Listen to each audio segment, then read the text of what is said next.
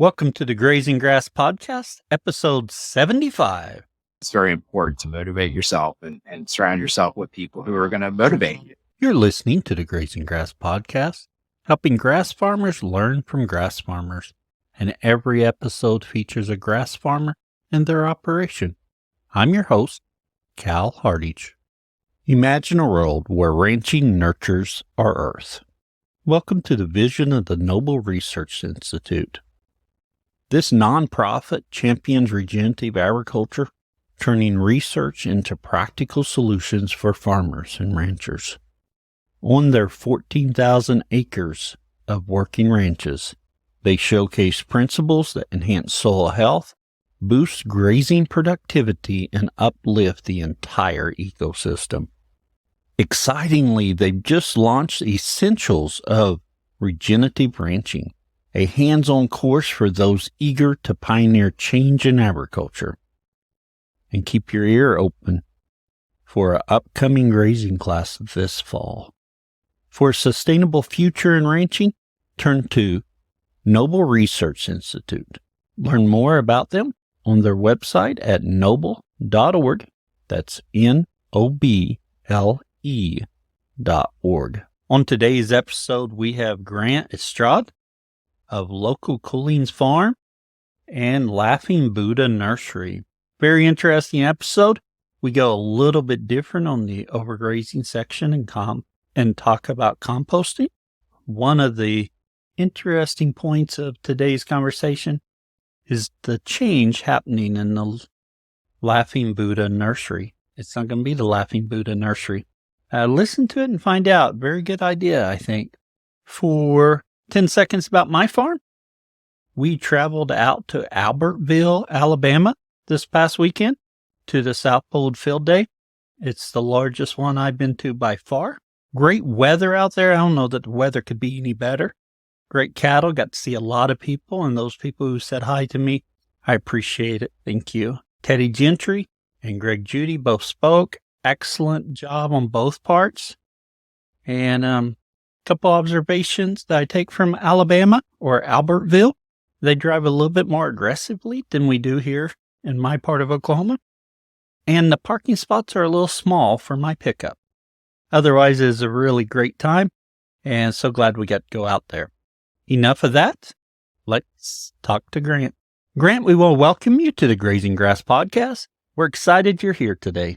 Yeah, thanks for having me. I got to listen to a bunch of your podcasts in the past week, knowing that we were scheduled, and they were very informative. And so I'm excited to be here. Thank you. Well, thank you. I appreciate that. Grant, to get started, can you tell us a little bit about yourself and your operation? Sure. My wife, Kate, and I operate, we kind of go under two brands. One is Laughing Buddha Nursery, soon to be rebranded Laughing Buddha Market, and Local Cooling Farms. Our store, Laughing Buddha Nursery, is in Metairie, Louisiana, which is a suburb of New Orleans, where I'm born and raised. And I started that up as a retail gardening supply store 20 years ago, which is crazy to think about. It's been that long. And about 8 years ago, we decided through a series of events to start a livestock operation. And that is a 60-acre farm, 60 miles north of New Orleans in Bogalusa, Louisiana. So I'm pretty much at the farm full time. We live here now, and Kate kind of commutes 4 days a week and manages our retail store. The reason that we're going to be rebranding to Market over Nursery is because Kate has shifted it towards a local foods grocery store or a farmer's market. And so not only do we sell our products, but we work with, like 30 local food value add producers or farmers reselling their products as well. So we've got a lot of partnerships with the products that we're selling at that store. Oh, wonderful. Giving them a avenue to get to the consumer, hopefully a little bit easier.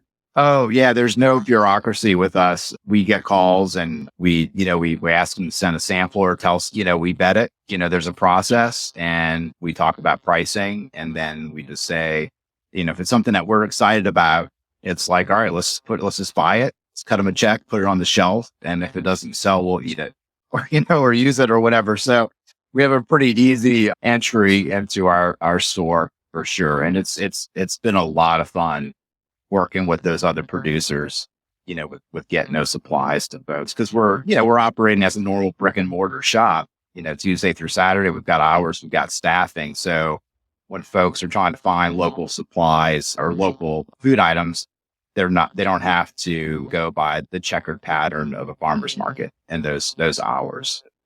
And so that's been a real cool experience to offer to the consumer for sure. Oh yeah, that sounds like an exciting model. To be honest, could probably be its own show to talk about that model and how you're doing that. Yeah, and it's one thing I really stress, I talk a lot about, in order to achieve independence, you have to operate in an interdependent way. And we are not shy about partnering with other people. And it's pretty powerful when, we may not be processing beef that month, but we can call up our other, cattle friend and say, hey, can we buy, a bunch of packs of ground beef or whatever. And they go, yeah, we'll have them see you next week. And to have those kind of relationships and partnerships, is just very powerful, solving inventory gap issues or and again, it's making the consumer happy, because when you set up a shop like this, you're kind of selling the products in the outer circle of the grocery store. Grocery stores, you go to the outer circle. It's like produce, dairy, your proteins. It's not all the junk food in the aisles. And so we started with that base. So the consumer can get eggs, some dairy, seasonal produce, some staples, and then they feel like it's a better shopping experience. And so it's a win-win-win across the board for everybody, for sure. Oh, yes. Sounds like a wonderful model, and I'm excited to see more about that. But here, we usually talk more about the livestock. So let's jump back 7 or 8 years ago. You said you got livestock at that time. What brought you to that point? Why did you decide to get livestock? Well, I'll jump back even further. I mentioned I'm from New Orleans, so I grew up, 8 miles from downtown New Orleans in Metairie, and I was into snakes and reptiles at the time, and I worked at a pet store. And my first business was in the backyard. I was 14, 15. I started a rodent breeding business. I was raised mice and rats from my own snakes, and then because I worked at the pet store, I had the unfair advantage of my foot in the door there. So I started selling mice and rats to the owner there. And that became my own little business. And that was really my introduction to business. My dad was an accountant, so he told me how to do a basic spreadsheet, your expenses, your income, to get to net, your gross and your net. And I would divide that by the hours worked. And I was on a per hour basis. I was very proud that I made more money, raising rodents than I did actually working at the pet store. But that's where I really got into, kind of geeking out over the natural cycles. Cause, we'd bring feed in, we'd feed the mice, and then I would compost. I didn't know what I was doing. I would just pile a pile of all the shavings and their manure. And my parents had always had a corner compost pile, corner compost pile. So I grew up around that, very familiar with it. But the rodent shavings got really hot. And I remember being so fascinated by the heat that those piles put off that I made a vegetable garden out of all of that compost. So I had, I had mice and rats going out, and I was producing compost, and I was growing vegetables in there, and then I was eating the vegetables. And to see all of that happen, a lot of things started clicking for me as far as, nutrient cycling and just observing all this stuff. And so that was just kind of really cool to experience. I absolutely love doing that. And, when you're growing up in New Orleans, it's a party town, and that is part of the culture. But I remember high school going home early on Saturday night, high school parties and things, being like, no, I gotta go home because I gotta get up early to work my rodents. Cause I love that, getting up early and doing that agricultural activity. And so that's where I kind of knew that I was very attracted to that sort of a thing. And then fast forward in about 2003, when I opened up Laughing Buddha, quickly we had a yard area that was about the size of the residential backyard as part of the store. And so I started to get some chickens and started doing a couple of things. And we got some pigs back there, some guinea hogs. And so I was like, that was my first introduction to pigs and selling eggs and things of that nature. And then I was like, oh, I really need to get into this stuff at some point. And I knew at some point I wanted to get into it. And then we had the opportunity to buy the acreage to get our foot in the door. And then, Kate and I just kind of like looked at each other and we're like, hey, do you want to do this farming business? And we're like, sure. So that was kind of like my background with an introduction to it. We definitely did decide to jump in for sure, pretty hard. It was stressful a little bit, but it's paying off for sure. So what did you originally start with for your livestock? You mentioned some hogs earlier, but when you all had access to more land. I was really comfortable with the pigs. That was a kind of a really cool. Pigs are great. I mean, they're super smart. Yeah, I mean, they're as smart as dogs, and so they're just great to be around. So we started with pigs, and then we started selling some pork. We got some layers over here. Yeah, we started pretty slow just to kind of see how the predation was, because I'm coming from an urban area, going out to a rural area, so things like, coyotes and those larger predators and just, your hawks or whatever. I knew that I didn't know what I was getting into with that. So we started slow, just kind of like testing it, how it would go. We got some net fencing and started playing around with that and started understanding electric fence. And so that was this very, very slow thing. We definitely started with pigs and the layers. Those are pretty easily jump into those animals, pretty quick. And then after that, we had a lot of underbrush, as most people who buy land have. So we ended up getting some goats later on. We still have goats today, and then beef. And now beef is a big focus of ours. It's a big growth area for us as well. So we're in farrow to finish on the pigs. So we've stuck with the pigs. We've changed up that quite a bit. We're still, we're in year 7.5 right now on the farm. So we're still a couple of years away from really streamlining it, but there's starting to be light at the end of the tunnel. But yeah, so very focused on farrow to finish on the pigs. Our goat herd, we keep about 25 does at any point. They're mostly now for pasture, clean up. They are meat goats. So we have, the goat meat sales as well.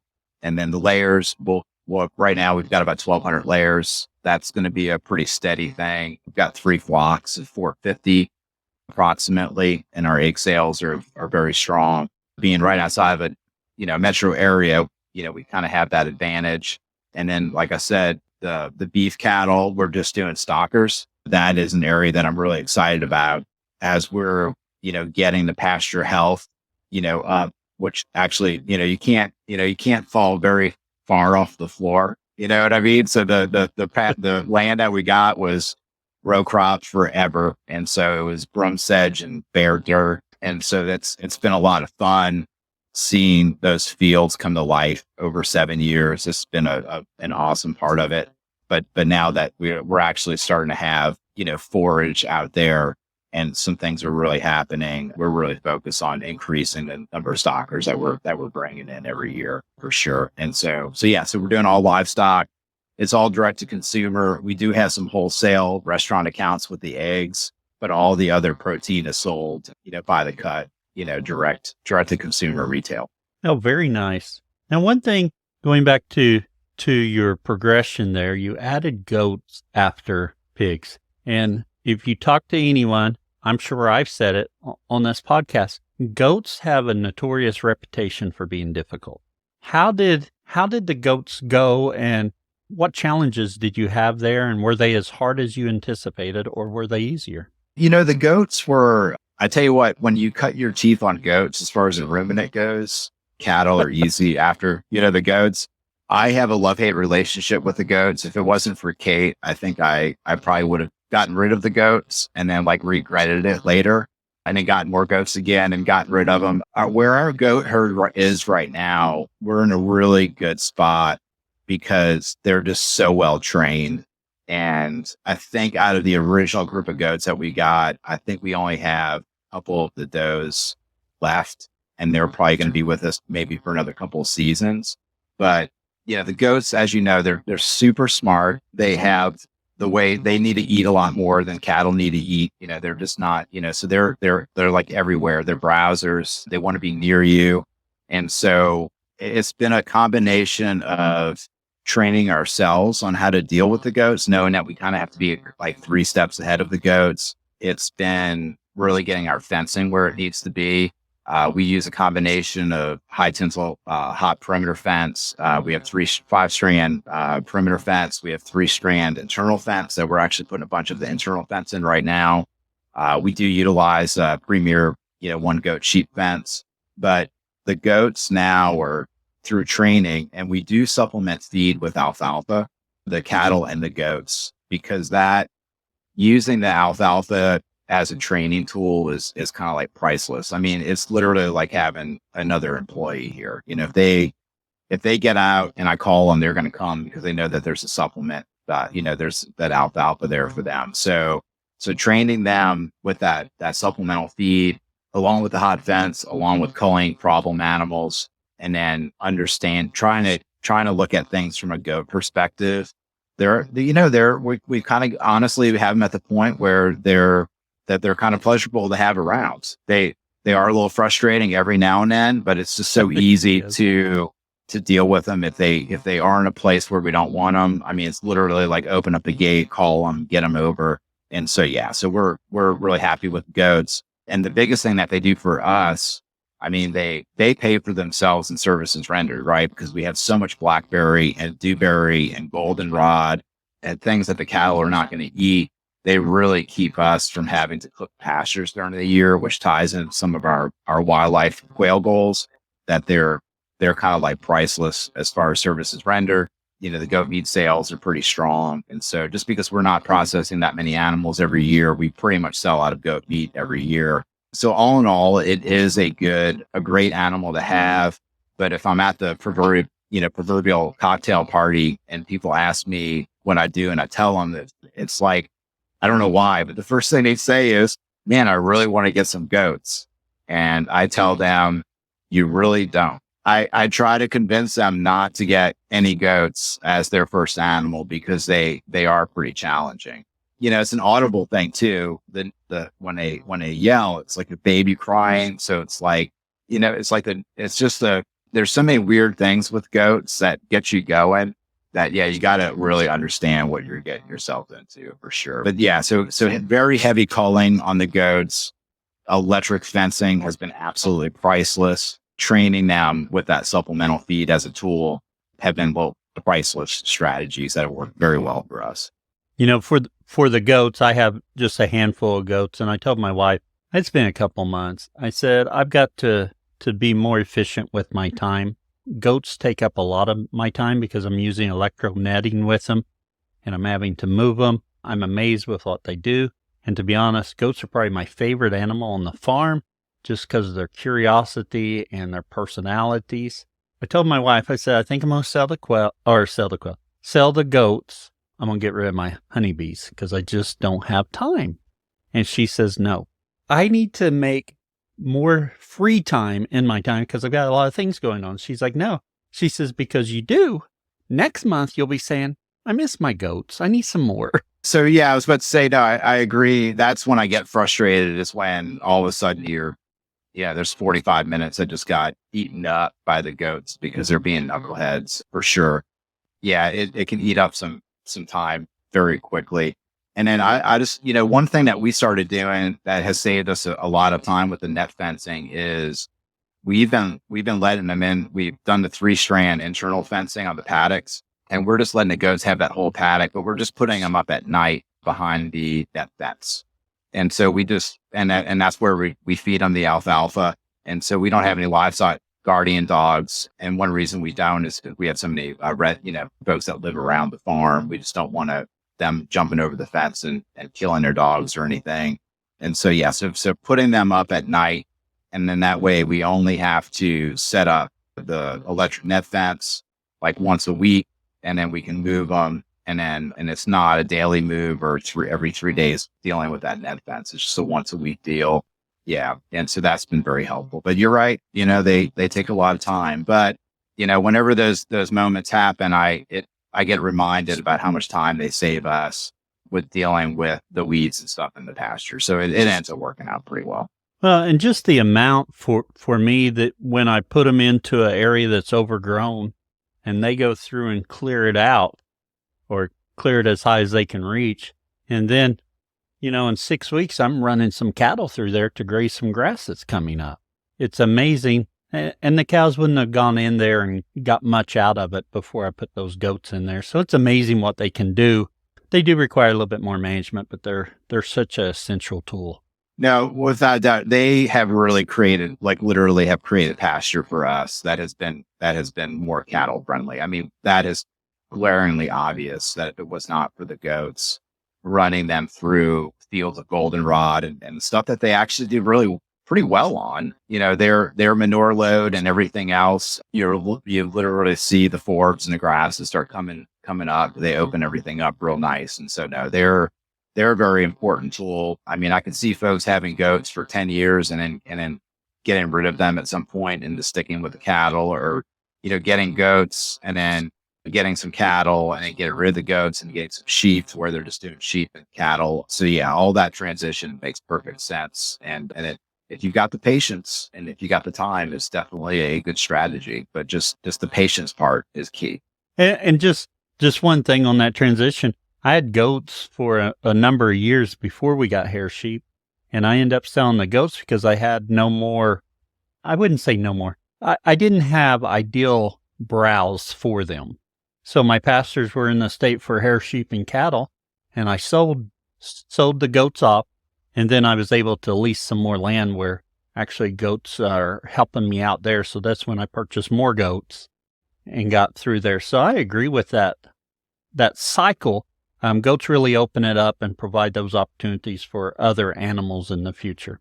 Yeah, for sure. That we've seen that, and then I don't really see an end to the dewberry and the blackberry coming up in our fields, and so that's going to be a pretty constant food supply. And then we're doing a lot of hedgerows on the interior perimeter of our paddocks for wildlife purposes and stuff, and they can get access to those hedgerows that are always going to be shrubby, and so we're trying to set everything up to where the goats are always going to have a little bit of browse out there. But with our climate, and just remind everybody, we're a Gulf Coast. We're like semi-tropical. We can get, we're going to count on, except for this year, we're in a drought, but we normally get like 60 inches of rain every year, very mild winter. And so we've got a lot of stuff growing very fast out in the fields for sure. So there's an endless supply of things coming up for sure. Now, you mentioned hedgerows, and I want to come back to that. But so I just want to put that note like tying a string on my finger. I want to come back to that and ask you a few questions. With the goats, did you go with a particular breed or just what was local to you? We started buying some goats from a gentleman who had been building up a herd of myotonic feigning, some Kiko, 4 kind of crosses. Because of our rainfall patterns here, they don't do very well. And so he ended up getting hurt and then he gave us kind of a deal on the whole herd. So we kind of continued his program for a while with that myotonic Billy. And then we started keeping some bucks back from that. And then we got some Kiko bucks and really focused on influencing our herd with that Kiko. And then we were able to get those Kikos locally from a guy who had also done a lot of work with Kikos and did a lot of culling. And so that really brought the herd, I think, where we have it. So that the Kiko has been a great influence for us. And now we're kind of like line breeding. We're keeping some bucks back from ours for the next couple of years. But yeah, so the Kiko has been a really good influence on that herd for sure. Oh, very nice. Very nice. And in addition to the goats, you have stockers. Tell us a little bit about your stocker operation. Yeah. So, being from New Orleans, the beef has been the cattle is definitely the big learning curve for me for sure. We started with like 2 head and then processed them. They got like 3 head and processed them and then got like 5. This year we've had the most to date. I think we were up to about 24. We're buying, some younger, true finisher steers, stocker steers from a local grass-fed operation. We've also done some stuff with some older cull cows. Everything is kind of like working out because we're selling direct to consumer.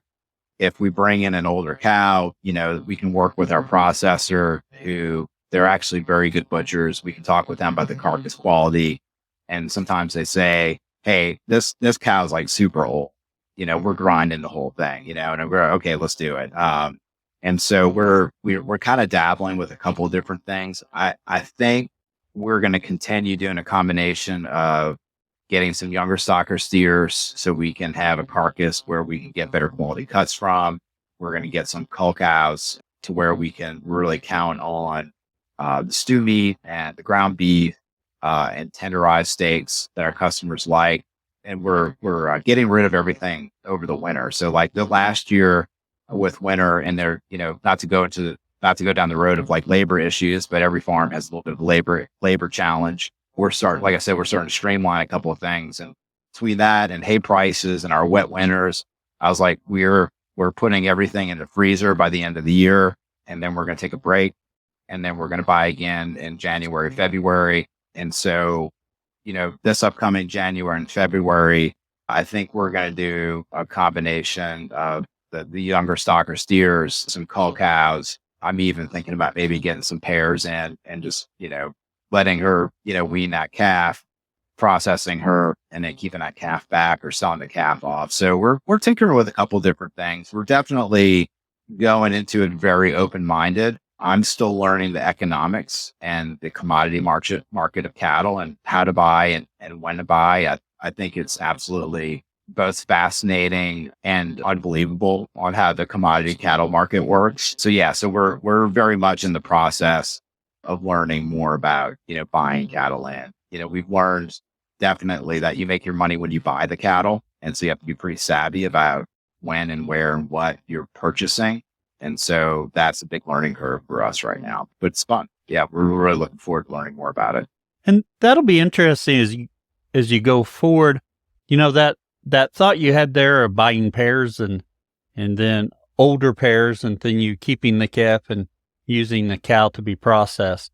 That's a little bit of out of the box thinking to find a lower cost item that you can add value to. Just looking at the numbers of it, I'm just going by the numbers. It might be a weird strategy, but I'm following the numbers on it. If we buy a cull cow, a healthy cull cow that we can process for, just argument's sake, $1,000, and we buy a pair for, $1,200, and we're getting a calf that's born out of it, and then we can process her, keep the calf back. The calf is worth probably at weaning, $300-400 or so, and it kind of like the numbers work out. And so it's, of course, it's contextual, depends on your operation, your cash flow. But yeah, we're strictly looking at the numbers on it for sure. And it is interesting when you start having these conversations with people. Sometimes when I ask questions about this with other cattle guys, I think they may get irritated a little bit because they're like, you're trying to game the system. And I'm like, yeah, I am trying to game the system here. I'm trying to figure this out. And so I think everybody needs to look at that with an open mind and look at the numbers, because if it doesn't make money, we're not going to do it. It's going to make sense for us. And so I know you had Jordan Green on the podcast before, and he's a buddy. And so we talk a lot about this stuff, and he's done really well with buying those open cows, as stockers to finish. It makes perfect sense. They put out great beef, and it's just a winner. Some people might think that's a crazy thing, crazy idea. But what allows us to do that again is that we're direct to consumer, so we've got a lot of flexibility on how we market that carcass. Yeah, it does give you a tremendous amount of flexibility there, just figuring out what works for you.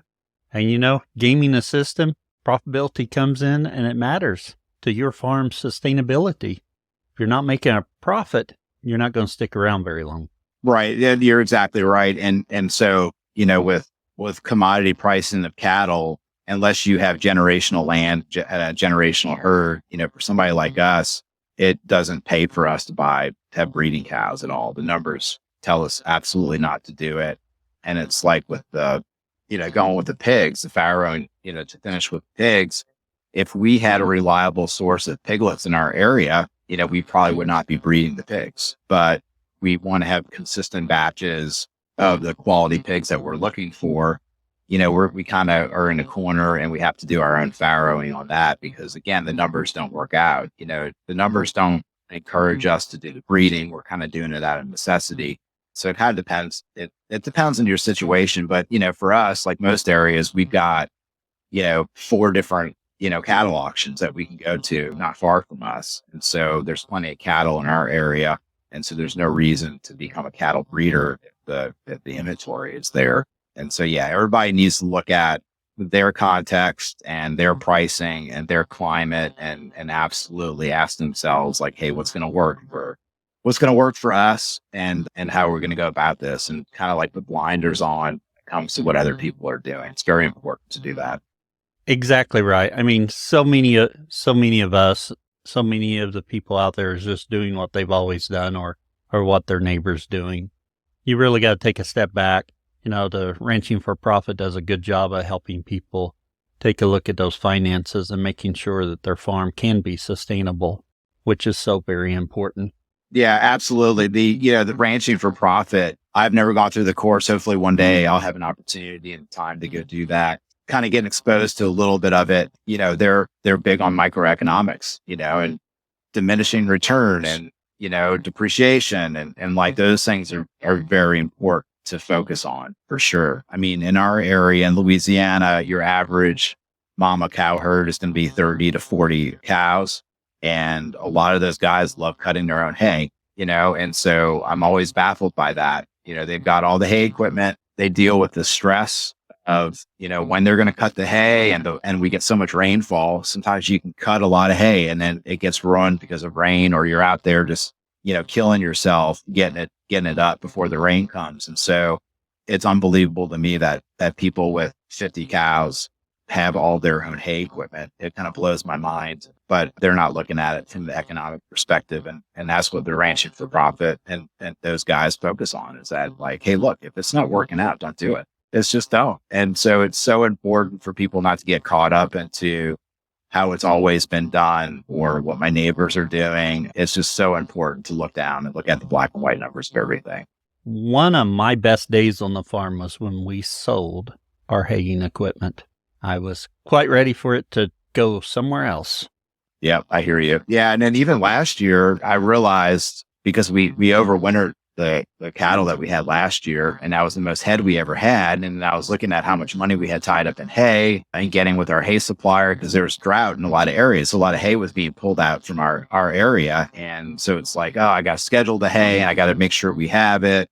If I don't buy it now, it's going to go. And then, you're paying up front for it. And then, the equipment, we've got, because of our composting business, we've got a Bobcat, we've got some tractors, for the farm work. So we've got the equipment to deal with the hay, but it doesn't mean that I enjoy, utilizing the equipment, to offload the hay and bring the hay out. And so you add up even just feeding hay, how much the labor is and the equipment and dealing with it. It's a lot. So that's why we decided not even to really overwinter or anything.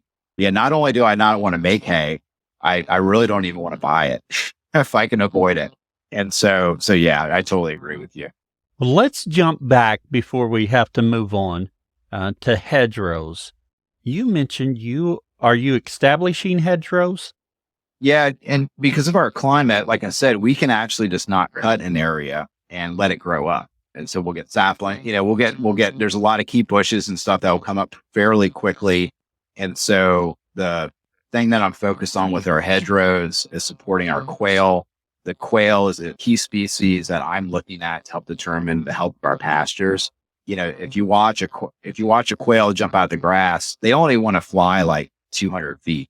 You know what I mean? And so we're trying to set up all of our fields to where no matter what direction they need to fly into, 300 feet or so, they're going to be hitting something to be able to, some sort of habitat for state cover to cover in. And so those hedgerows are perfect, because we're only dealing with the 45, 50 acres of pasture. And then we have that broken down into nine main paddocks as part of our rotational grazing schedule. It's not very hard to have a hedgerow several hundred feet away from like the center of the fields, the way that the farm is structured, because we have a road going right down the center of it. And so all the paddocks are kind of like these very blocky.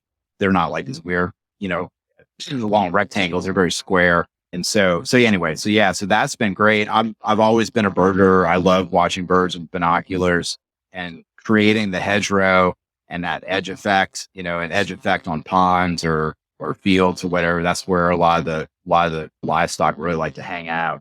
And so that's just been a real fun thing for us to see and watch that grow, and watch a lot of the migratory bird species actually stay, nest, not just hang out, but nest on the farm.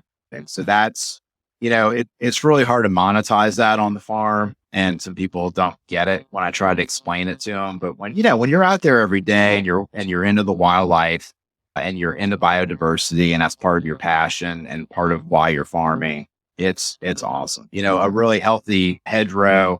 If you've ever gone scuba diving, it's kind of like watching a coral reef. You can sit back and like just watch everything kind of like happen.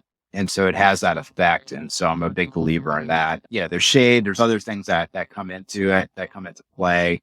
But yeah, just the old school hedgerow along every field, and they only need to be 10, 15, 20 feet wide. And so what we do is that we cut along the interior of the perimeter fence. So we always have access to the perimeter fence. And then we leave a 20-foot, wide area and we let that kind of grow up. And then the cattle and the goats have access to it, so they can kind of go in there and do their thing.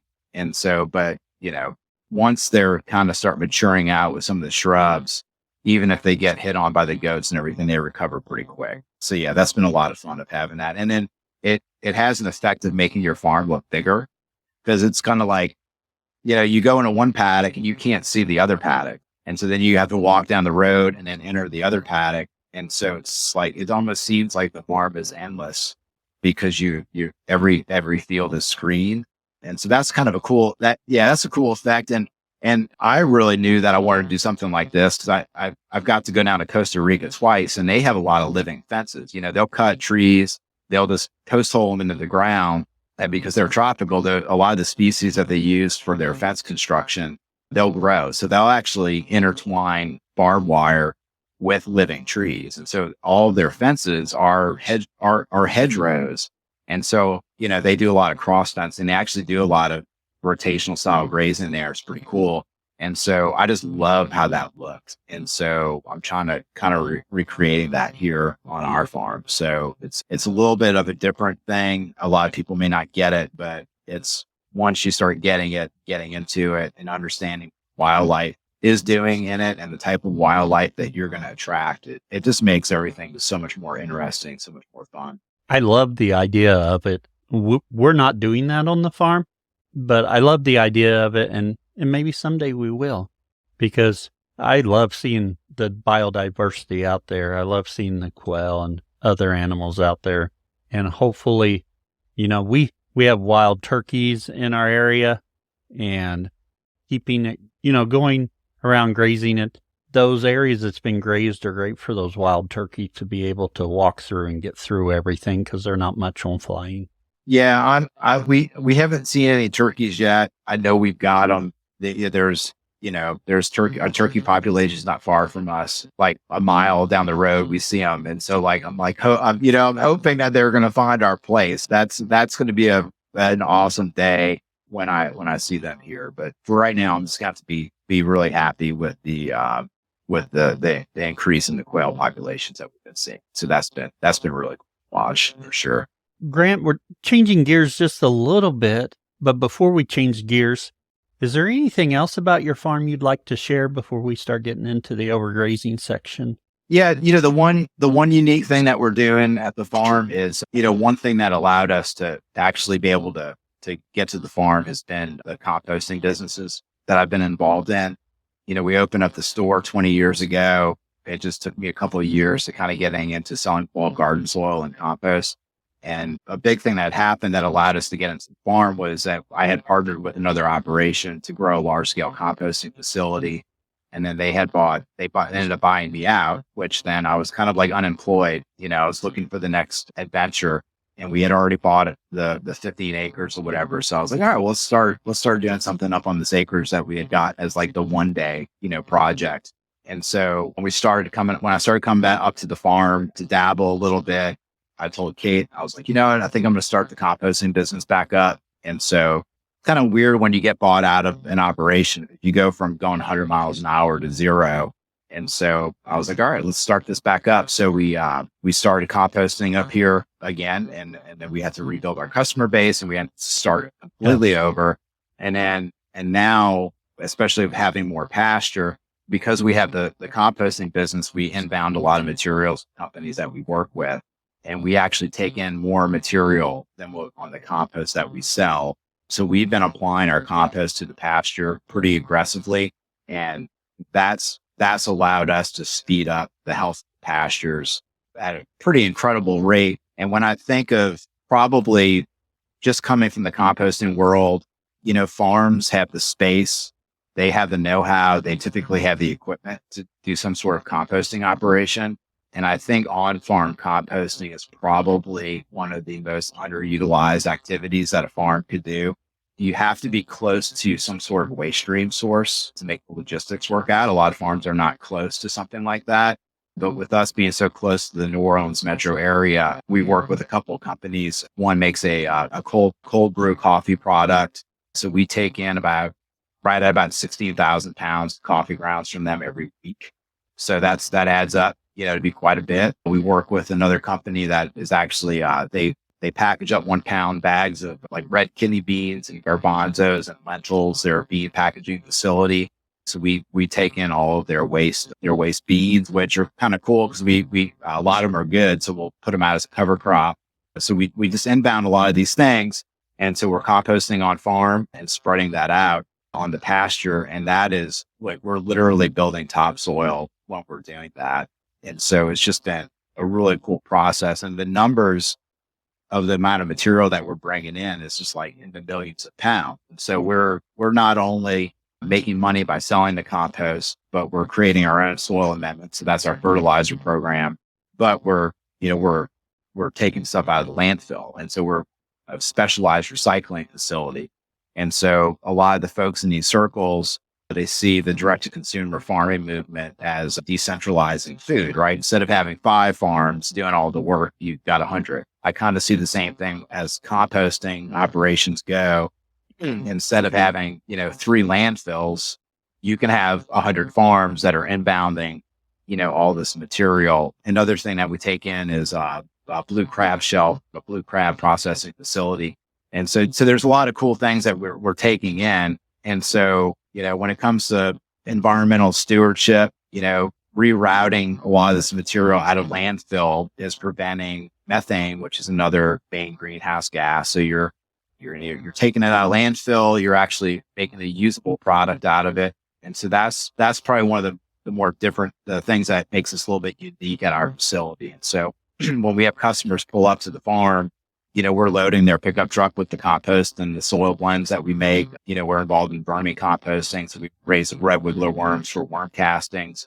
And so that's something that is pretty cool. Love talking about that. And so it ties into our business model of, being multifaceted, several different sources of income, but it also feeds into getting these old row crop fields regenerated so we can actually have them up to par for grazing. Now, when I think about composting, I think about the compost pile that my grandparents had next to their garden shed where we threw everything in, and then every once in a while we would grab some of the compost out to spread somewhere. Occasionally they would go in and turn it, and then usually have giant weeds growing all over it.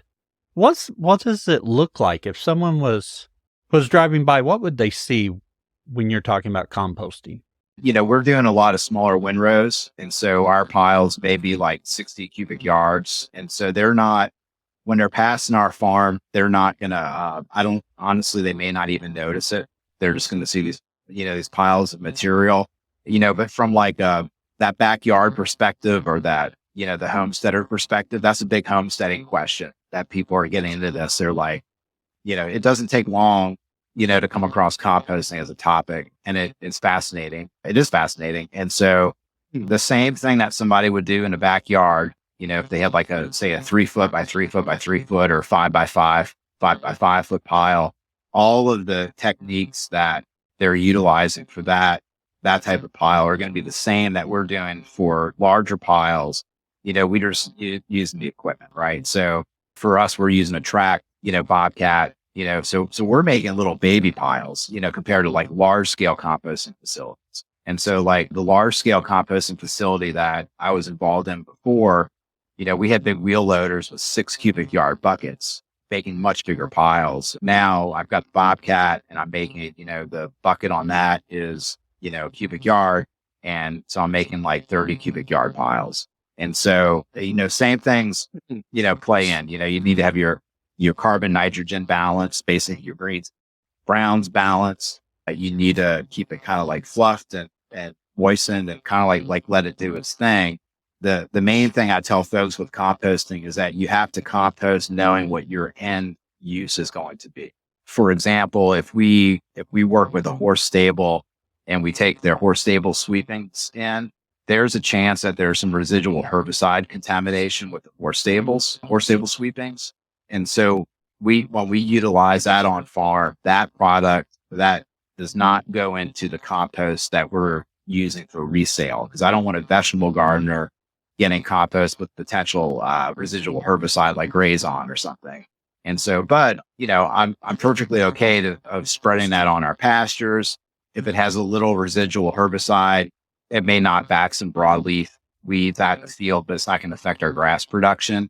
And it's going to, the introduction of all the nutrients in that carbon and increased water holding capacity and all the things that does far outweighs the risk of any herbicide and also like weed seed. So, whenever you're getting your ingredients and to make your compost pile, whatever that is, ask yourself, does it have potential bad weed seeds in it? Do I need to get the compost hot to kill the weed seeds? Does it have a potential herbicide contamination? Does it, what are the nutrients going to be after it's done composting? Like, for example, when we compost the crab shell that we get, super high in calcium, specifically kite. That's something that we're like capsaicin fruit, tomatoes and eggplant, squash really want because it prevents end blossom rot, other things.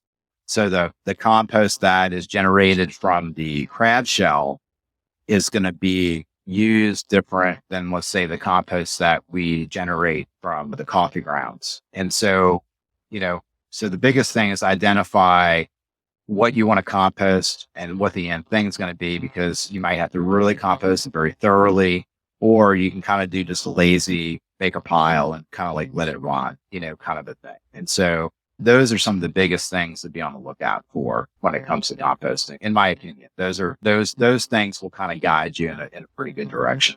And if someone's listening and they're saying, maybe I need to do some more composting here, is there a resource out there that you would direct them towards? There's I don't have it right in front of me, but there's a on-farm composting book. There's a couple of universities put together. That's a free PDF. So if somebody Googled on-farm composting, it's a book. It's a free PDF that you can download. Rodale has some really good composting information out there. But if you just like Google commercial composting, you're going to be inundated with information. There's a lot of really good land grant university, PDFs and guides out there. A lot of it's very valid. It's very overwhelming. And so I reassure people by telling them that compost happens, just like what we had talked about a little bit before we started, you got to start, someplace. And so, you make a pile and you kind of like tinker with it, figure it out, and then you start getting the hang of it a little bit. But yeah, there's tons of online resources from the different universities out there. You'll be overwhelmed. YouTube is an amazing resource for composting. There's so many. Yeah, you can quit your job and do nothing but look up how to compost online. That's for sure. There we go. My wife will be so happy I have a new topic to research. Grant, it's been an excellent conversation, but it's time we go ahead and move on to our famous 4 questions. Same 4 questions we ask of all of our guests. Our first question, what's your favorite grazing grass related book or resource? I think talking with individuals is probably my favorite thing to do. Having those relationships, seeking out those relationships, even if it's just a random email, be like, hey, you don't know who I am, but I wanted to say hi. And so I'm really a proponent of going out and finding like people, mentors. Of course, there's a lot of books, podcasts, and different things out there, but I really encourage people to have some direct relationships with some people for that kind of interaction. That's my favorite source. Which is a wonderful selection or wonderful suggestion. Yeah, completely agree. Now, one of our resources that gets brought up quite often, the Stockman Grass Farmer, I believe you do a little writing for. That's been a lot of fun. Some folks that have helped us on our journey. We could talk about all these things for days on end, but we sought out Polyface specifically Daniel Salatin, to help us with getting the farm started a little bit. We ended up hosting a bunch of seminars where he came down and we sold spots, and we did a couple of events, about 4 events over here at the farm to speed up our learning curve a little bit. And they've become very good friends of ours. That got me talking to Joel a lot about business and things like leadership and the stuff that he talks about in his books. A big component of farming that I'm very interested in is, goal setting, leadership, team building, personal self-development. What's a little geek when it comes to that. I have personally noticed over the years is that the main reason why farms fail, especially direct consumer farms, is because they don't focus on a lot of these, quote unquote soft skills. They're very focused on production, but they're not so much focused on relationship building and a couple of different key aspects. And so through a series of conversations with Joel, I was, very happy that he asked me to start writing some articles on this. So the stuff I write for Stockman is not production focused. It's all people focused. It's how do you build yourself? What we were talking about before the podcast started about, some of the self-doubt you had with the podcast. We all experience self-doubt, and no matter what we do. And if you don't experience self-doubt, that means that you're lying, to yourself and everybody else. We all go into a new adventure being like, oh, I suck and this isn't going to work out and people are going to think I'm stupid. And, talking about those things, be like, look, we all feel that way about pretty much everything that we do in life. And so, it's very important to self-motivate yourself and surround yourself with people who are going to motivate you. And so those are the things I'm focused on. So when it comes to Stockman, a lot of those, that's what I'm very focused on with the articles that I'm writing. And yeah, it's been a lot of fun. And then we're also Joel and I are teaching a class in October through Stockman. So that's going to be a pretty cool 2-day course. And that's going to be focused kind of like on homesteaders who are kind of like looking to get their homestead activities and kind of start scaling it towards the business direction. And for folks who have existing farms to scale a little bit. So we're really going to be focused on a lot of the pain points that younger farmers or newer farms are experiencing. We are going to talk about production, but I'm really excited about talking about some of these other aspects normally are not discussed, at agricultural conferences and things. And so, yeah, so Stockman, yeah, if you don't know what Stockman is, go out and find it. It's a great publication. Oh, it is. It is. And sounds like wonderful things are coming as well. On our next question, what's your favorite tool to use on the farm? Right now, I have to say the favorite thing are my Bluetooth earbuds. So many of us, are working in scenarios. Of course, you need to be safe. So don't be silly and do something, stupid. But if you're collecting eggs or if you're reeling up fence, for you to have an audiobook or a podcast in your ears and just getting educated throughout the day is priceless to do that. And so I'm a big proponent of doing that. Again, not when, equipment is operating that can kill you, but on that downtime where there's nothing running, put some earbuds in and listen to some educational information. I personally try to get as many hours of education in via audiobooks and such as any full-time college student would. Unfortunately, most adults, when they get out of high school or college, they don't read books after that.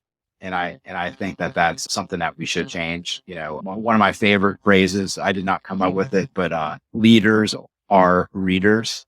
And so if you want to be a leader in whatever the endeavor is that you're involved in, education, reading, and getting good information is super important. So yeah, I love my earbuds for get my education on out in the field for sure.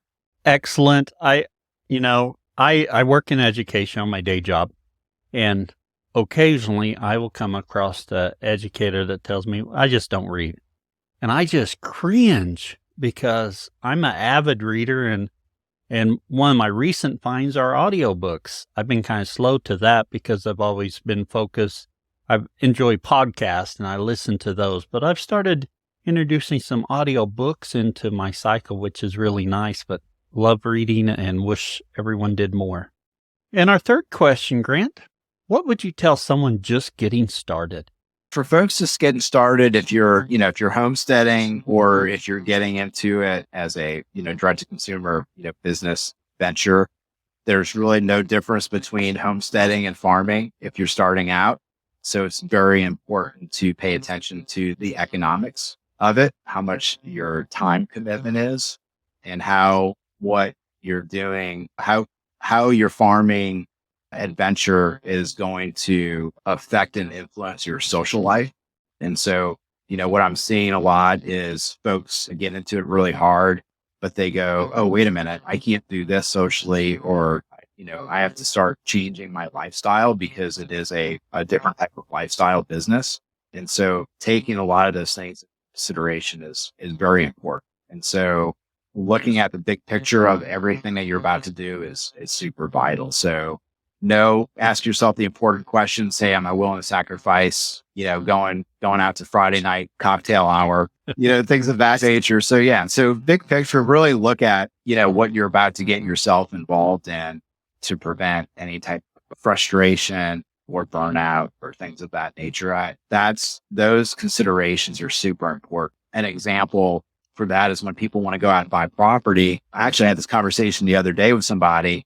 They wanted to buy property like several hours away from any like real town area. And I was like, well, how is that going to affect your social life? If you're truly out in the middle of nowhere, who are you going to sell to? And then how are, people attract people, people like being around other people. And so whenever you're about to do it, like understand it, you want to maybe get away, and be out in a rural area. Just make sure you're setting yourself up to where you're not going to get so isolated that your mental health is going to suffer, or you're going to have some sort of burnout because you need support, you need good people around you. And so looking at the production is very important, but also looking at, your mental health. Excellent advice. Excellent. And lastly, Grant, where can others find out more about you? Our website is laughingbuddhanursery.com. And then we've got social media, Facebook and Instagram and everything for Laughing Buddha Nursery, as well as local cooling farms. So you can Google Laughing Buddha Nursery or local cooling farms, and then you're going to come across us in some way, shape, or form. So we're out there, very easy to find. Well, thank you, Grant. Appreciate you coming on and sharing with us today. We really enjoyed it. Yeah, man. Thank you for having me. I had a lot of fun. Thank you.